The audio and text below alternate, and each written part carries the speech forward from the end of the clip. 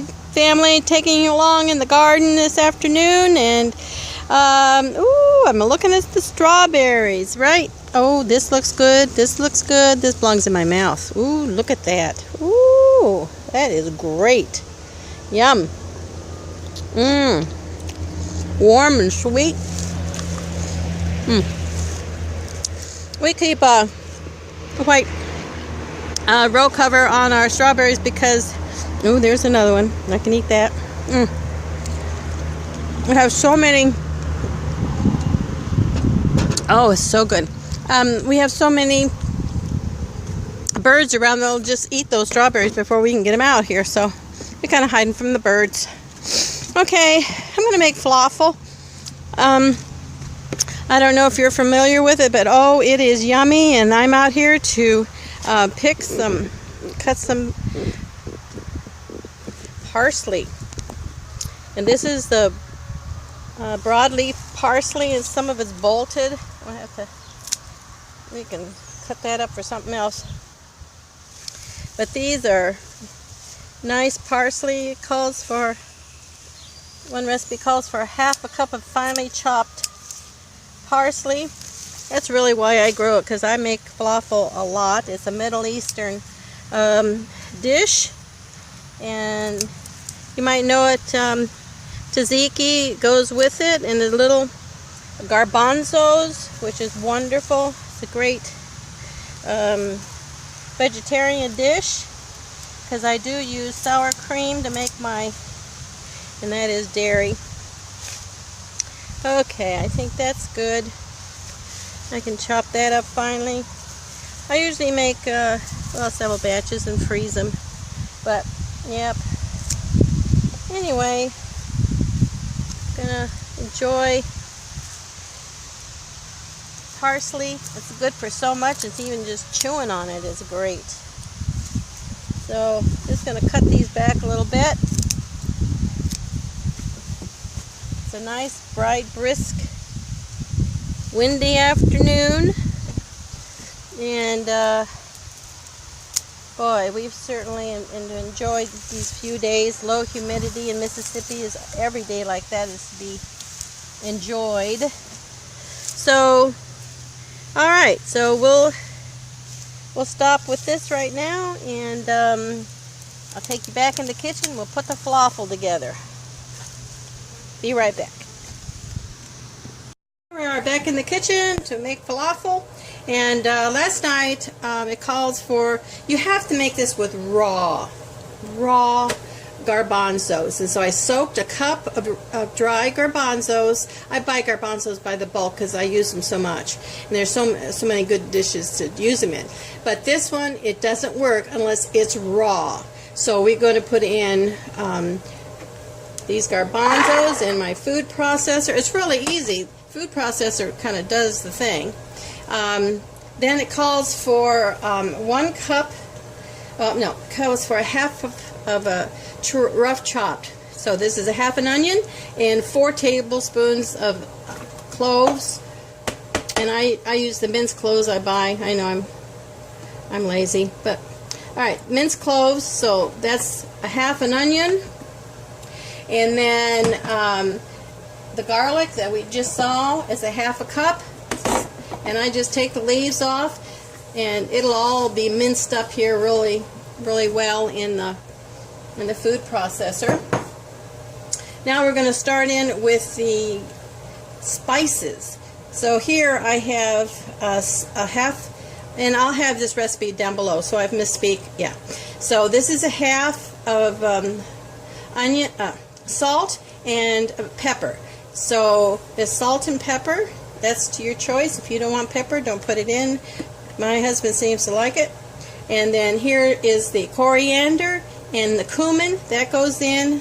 As I said, down below is the recipe.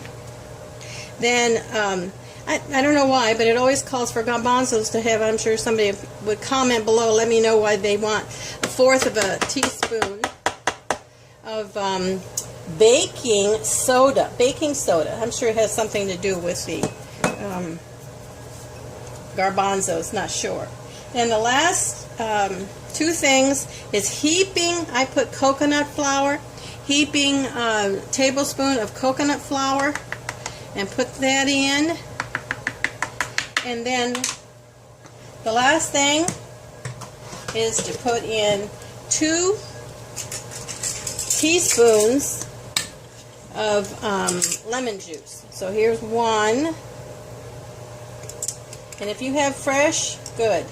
And there's 2. And that's it. That is all there is to it, to mix it up, other than to fry it up. And we'll do that in a minute, but I wanted to get all this away. And this is going to be a little noisy, but I want you to see it just really, it's all chopped up so well. Let me scrape down the sides. If I can find my scraper. Okay, and make sure it's, because you don't want to make a paste out of this, you just want it chopped up finely. And there that is. And just another few seconds, and that will be, it will be done. And then from there,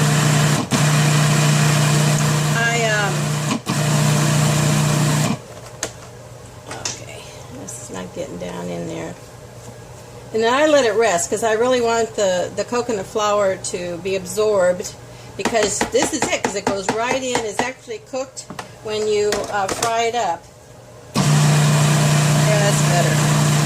Okay, so that's ready to go. And it's, here, I'll take it off so you can see a little better inside. But that's the way it is. It's just very loose. And so next time I'll show you how you have to fry this in a low heat, because you need to cook all the way through the raw garbanzos. But oh, I tell you, your kitchen's going to smell. Everybody's going to say, what are you making? And then the next thing, of course, while these are going, I'm going to make the tzatziki, which I told you I used the sour cream and cucumbers. And I had to buy cucumbers because, of course, our cucumbers aren't anywhere near ready to be used from the garden. So here it is, and I'll meet you back here to fry them up. Here I'm going to show you how I do my falafel. You can have several. My family really doesn't always like the pita bread. They like it more on a salad. But I have a wet hand, and I keep that in there, so when I scoop it out with this 1-inch ball, I can kind of put it down and kind of compact it and just set it in there. And that's on medium heat, and I've got avocado oil I'm frying in today. I have, you know, it doesn't matter what oil that you use.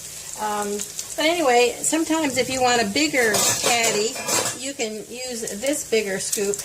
But we sort of have like a taco salad, but it's a fajita salad. I mean, not fajita, what am I talking about? Falafel salad. So I get the F's word mixed up. Anyway, so it's really up to you if you want the smaller one or the big one.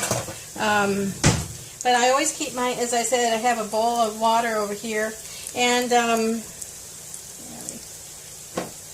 then when they start getting brown on the bottom, that's when I kind of flip them over. That was not quite ready. But it's really just low. I have this on medium. That's number 5 on my electric stove, which goes up to 10. So anyway, you remember they're raw garbanzos, so just keep them in there to cook all the way through, and I'll be back. I'm going to get ready to make my tzatziki, which is cucumbers, sour cream, salt, and lemon. All right, be back in a bit. Here are my falafel, and I had about 28, 29 left, but of this little size, and then I made the tzatziki sauce. Now, tzatziki is nothing but cucumbers, which when I get them the biggest I can, and I peel them, and then I cut them in half and take the seeds out, and then I grate them into my with my box grater, or if you have a food processor like I do, I did that. Then you put your sour cream in, and it's just what you want, how loose you want it. The lemon juice goes in there, and then you put salt to taste. So that's the tzatziki.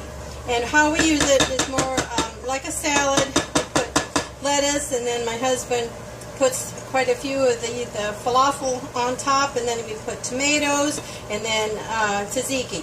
So I hope you enjoy it. As I said, the recipe is going to be below, and I will see you in the next one. Don't forget to subscribe, because we got more of these yummy, yummy things coming your way. Bye, family.